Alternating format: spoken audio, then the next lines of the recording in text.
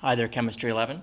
So today's lesson is for lesson 2 of Unit 8, that is energy level diagrams and electron configurations. So what you see here is a diagram that describes the situation when a sample of hydrogen is bombarded with high energy electromagnetic radiation, or when a powerful pulse of electricity is passed through it. What happens is that the energy gets re-radiated. Energy gets put into it and energy comes out of it. It's re-radiated. And maybe that isn't a great surprise, but the bigger surprise is that it's not re-radiated in a continuous spectrum of possible energy amounts. The energy that's re-radiated is at set levels, set amounts of energy, where these different amounts of energy correspond to the electromagnetic spectrum, and the energy amount can be described based on the wavelength of a photon that's released. A photon is a particle of light. High energy photons would be like ultraviolet and X-ray. Low energy would be like microwave and infrared. What we see here is called an emission spectrum. So if we look at this side of the emission spectrum, we're seeing very low wavelength, which means high energy. The waves are all packed close together, which means high energy. And over here, we're seeing high wavelength, which means low energy. So I know that the color coding doesn't really work very well for this, but this corresponds here to microwaves and infrared radiation. And over here, this corresponds to ultraviolet radiation. And what's marked in black in the middle for some reason is visible light. So this is called a spectral series for hydrogen. Notice that it's on what's called a logarithmic scale. What this means is that what you really have is a very wide range of numbers is displayed by being packed really close together, where we don't count by single units like 1, 2, 3, 4, 5, and so on. We don't count that way. We count by powers of 10. We go 100, 1,000, 10,000. Going an equal distance further along this graph would go to 100,000. So it packs a lot of information into a small space. And that space is telling us that when the atom has been excited by this pulse of energy, that it re-radiates energy at this level, this amount, at this amount, at this amount, and this amount, but not here in the middle, not here, not here. These are called line series. Now, it took a physicist named Niels Bohr to figure out the significance of these emission spectra. Significance in his conclusion was that they corresponded to energy amounts possessed by electrons as they go from an energized state to a non-energized state. There's a direct correspondence between this and this right here. So if we look right here, this series right here is called the Lyman ultraviolet, Ly. This one's the Balmer visible, Ba. And then the last one is the Paschen infrared. His conclusion was that what's happening is that an electron that is at an excited higher energy level surrounding the hydrogen atom, it's still kind of going around the hydrogen atom, but it's really excited. It's at a high energy level.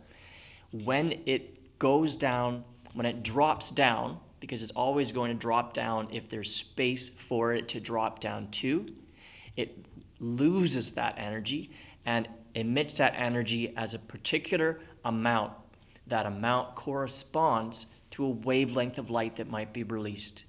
When we're dropping, in this case here, from energy level 5 down to energy level 1, the biggest drop that is seen here, a lot of energy is getting released. This is like throwing a soccer ball, all the way down the flight of stairs.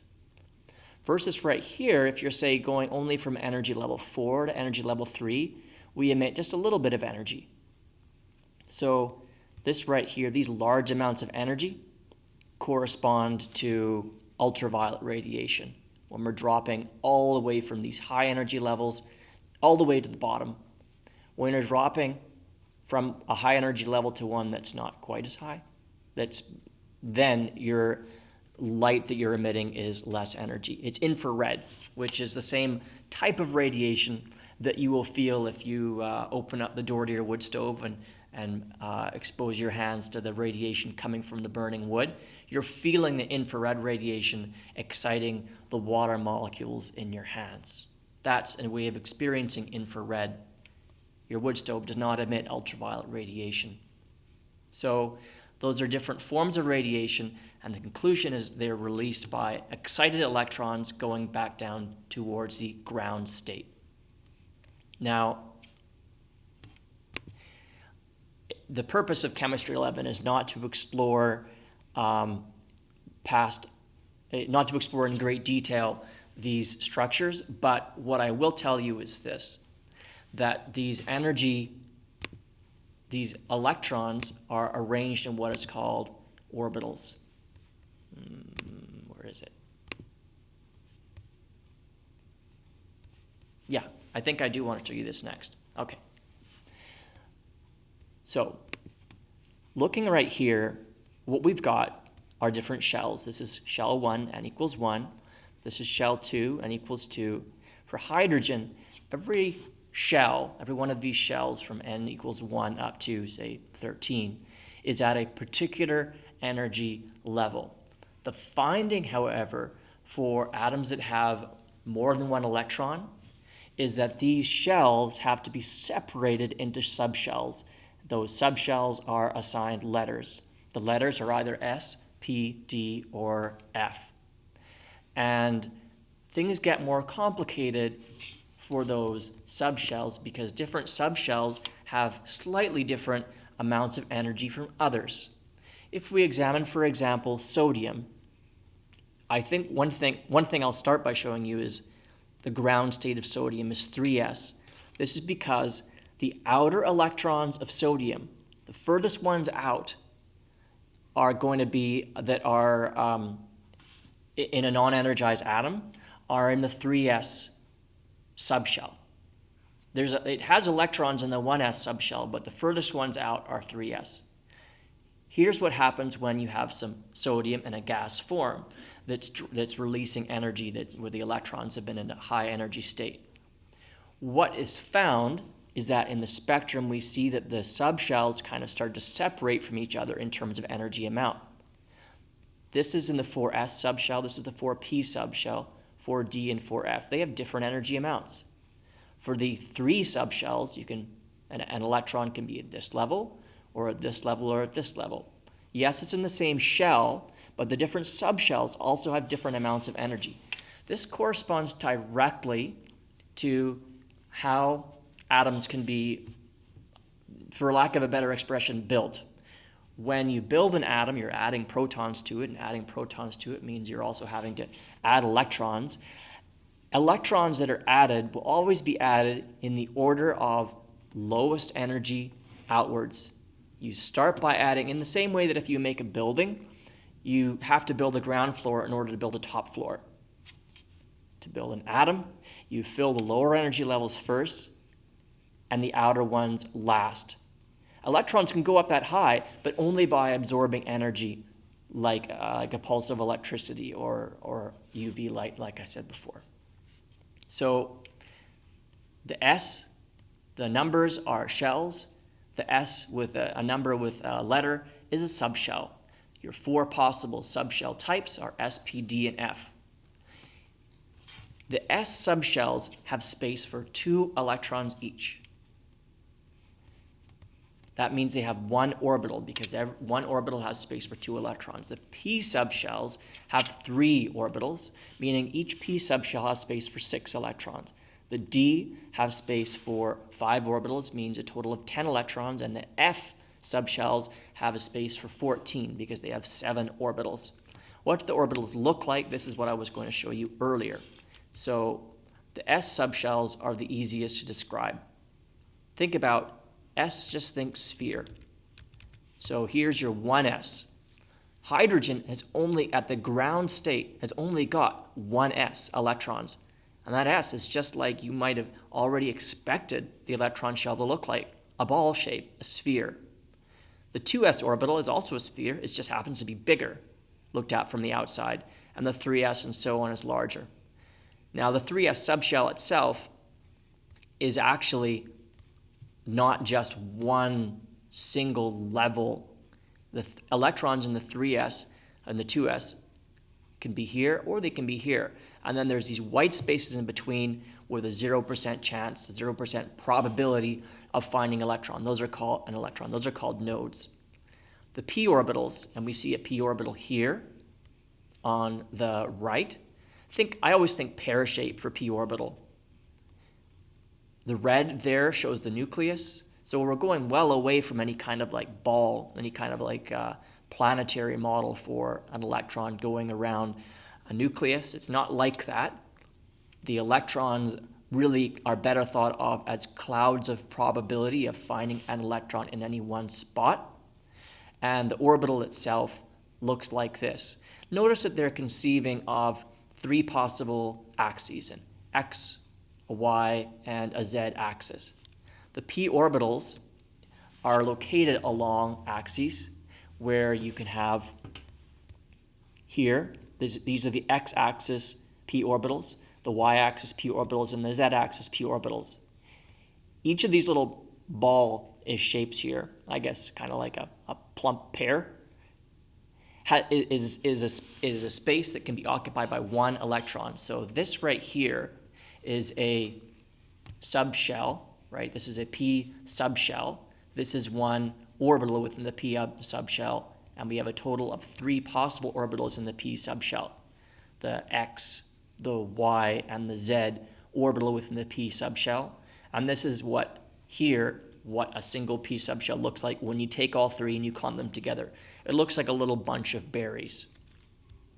The d orbitals, again, they're kind of pear-shaped, except you also have these that are at 45-degree angles to the axes. These are actually what are called standing waves. An electron is behaving here more as a wave than as a particle, and as it orbits the nucleus, it is taking the form of a standing wave. If we were in chemistry class, I'd show you what I meant by a standing wave. The d orbitals, each d subshell, I should say, has 5 d orbitals, and they're given these letters here you don't really need to worry about. The only thing I want you to know from here is that the shapes are not just spheres. They're not just spinning around like planets orbiting a sun. They're shapes utterly unlike that. This right here, this dz squared orbital from the d subshell has got, again, this will fit 2 electrons, and it's got the shape of, I don't know, you tell me, kind of like a couple of pears sticking through a donut. And the f orbitals take that to another level. Again, we have a variety of possible shapes that can be occupied.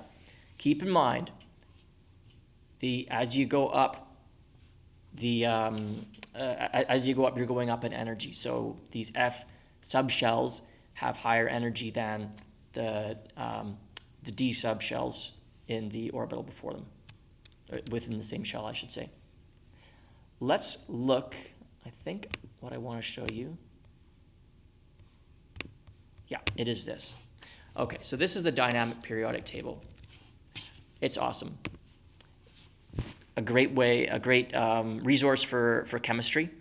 Honestly, it's a way of like finishing this assignment or finishing any number of chemistry assignments.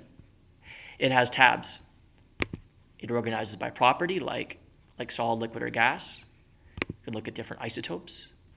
Here is what's of interest. It is breaking things down by orbital. Specifically, we're saying here, we're making a statement, the color coding makes a statement of which subshell are the outermost electrons in. For the pink block right here, this is the S block. The outermost electrons at the ground state for atoms of these elements are in the S subshell. Here, like the 1s subshell.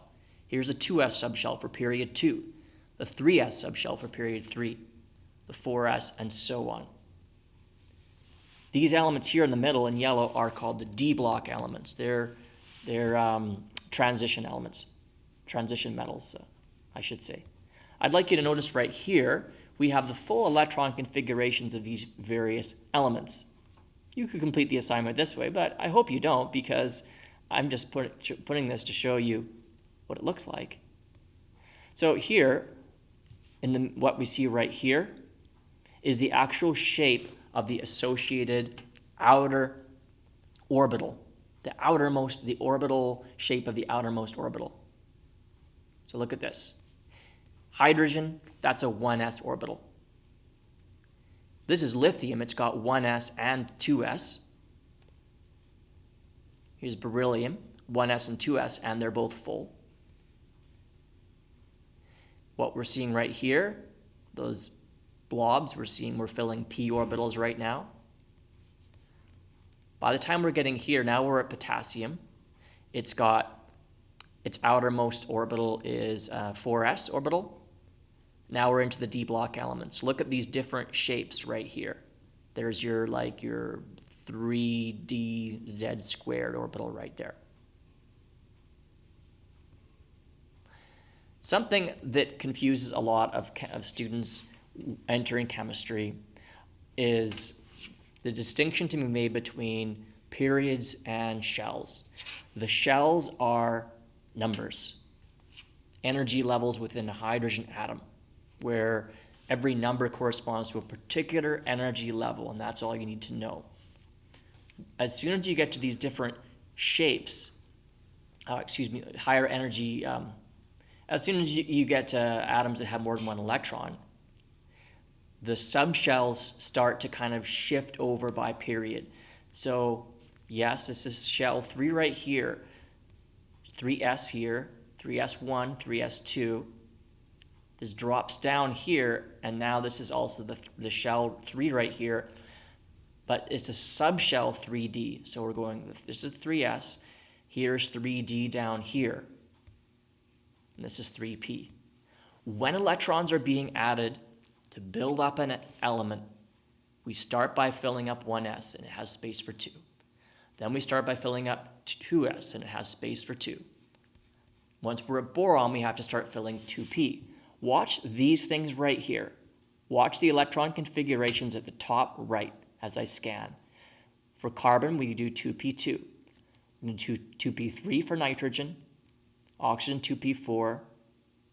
By the time we're at sodium, we're filling 3s1. Notice that every time I scan along here, what's changing is the outermost electron. 3p2, 3p3, 3p4, 3p5. The others stay the same.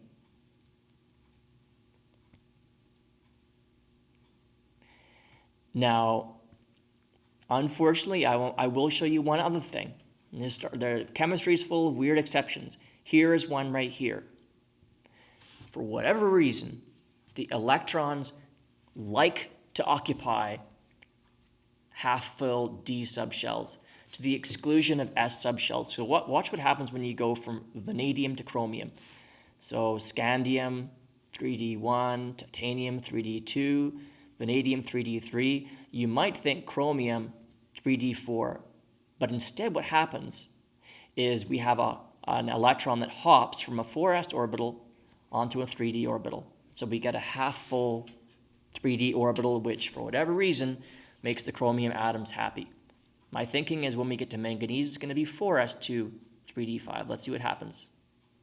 Got it. So you do start to see some weird exceptions with transition metals because they, quote-unquote, like to fill their those D shells before they fill the S shells. They like a half full one and they like a full one. So that's a little bit about orbitals and subshells. So just remember, in the periodic table we have periods and we also have shells. The periods are simply the rows. The shells are actually corresponding to the numbers, which corresponds, but not perfectly corresponds, to the rows in the table, because the subshells start to occupy more than one possible row, starting at shell 3, going 3 here, and then the 3 drops down. The electron configuration is a statement of where the electrons are in a ground state atom. Let's examine silver, for example. The electron configuration for silver: 1s2, 2s2, 2p6, 3s2. In an answer, and you can read it just as well yourself at the top right. That's the configuration for silver. Notice that we fill lowest first, and then we build outwards from that. That's the rule that always works. Notice also for silver, it's got 5s1, 4d10. So again, an electron got stolen from the 5s and got put onto the 4d in order to fill the 4d subshell. That's chemistry for you.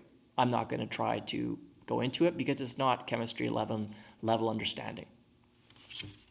So that's the usefulness there of the dynamic periodic table, looking at S, D, P, and F blocks, by the way, which you see here down at the bottom.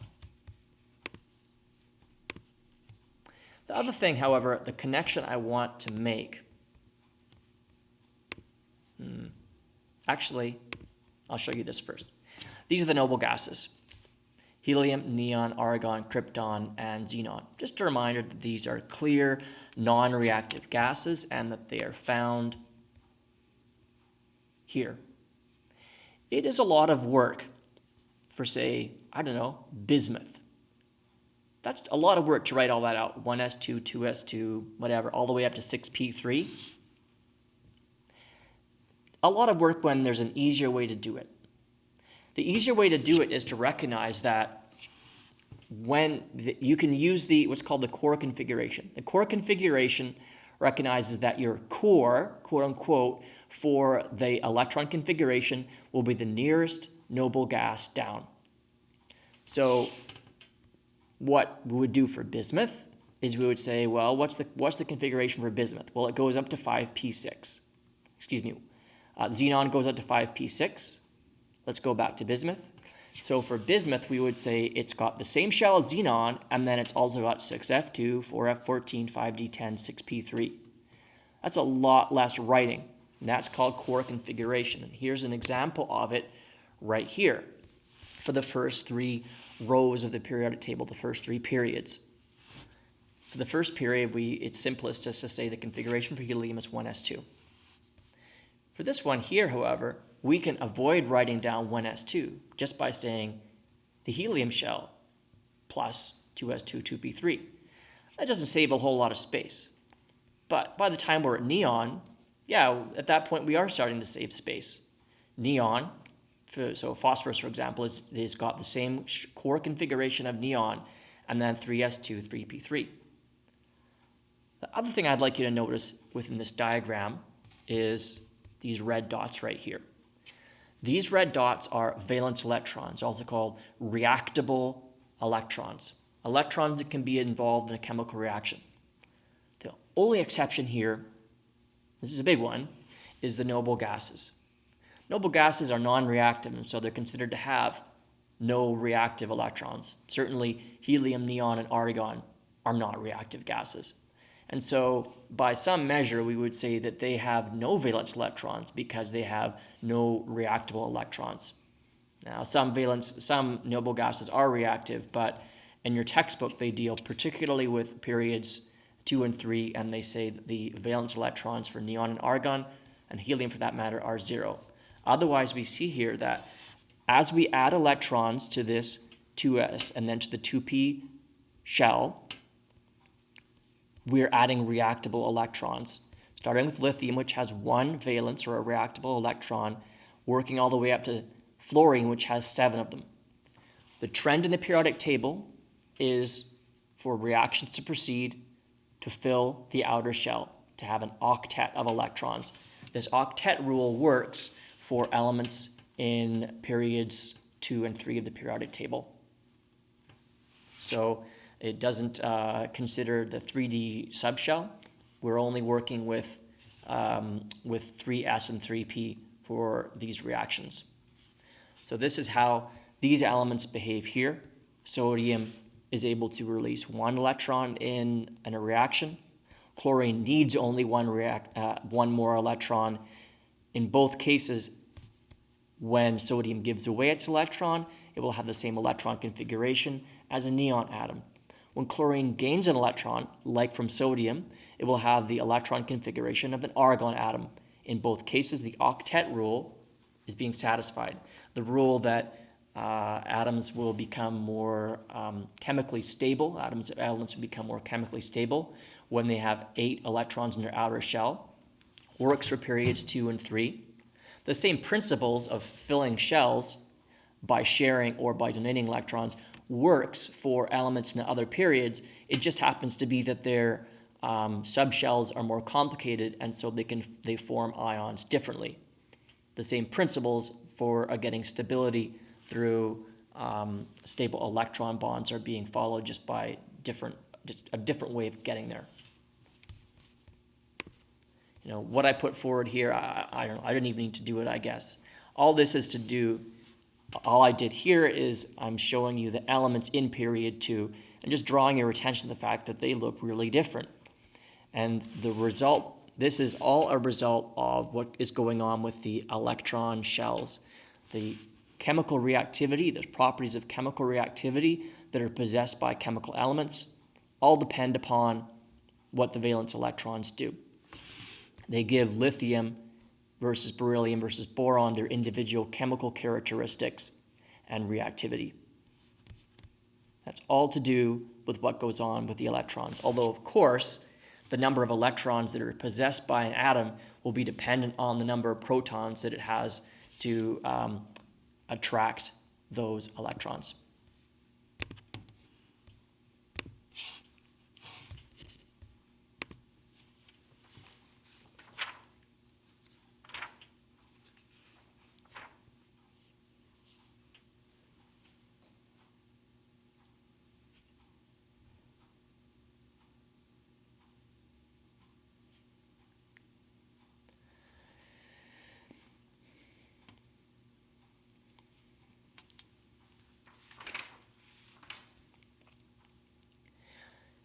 So that's everything that I wanted to cover today. I've looked at emission spectra, or we've looked at emission spectra.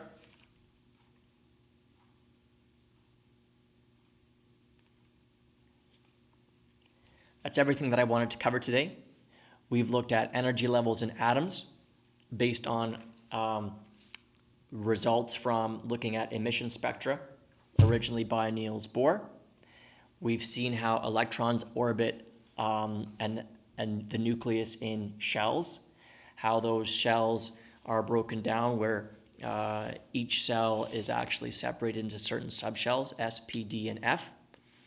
That you have a 1s, and then you have a 1s and a 2p, a 3s, a 3p, and a 3d, and then by the time you get to the fourth shell, you're also including F. That there's different numbers of orbitals in each of the subshells.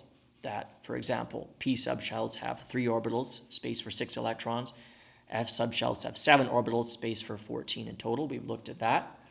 We've looked at the fact that orbitals, that electron subshells tend to be filled from the inside out, from the lowest energy levels outwards, and how to express that as electron configurations for elements.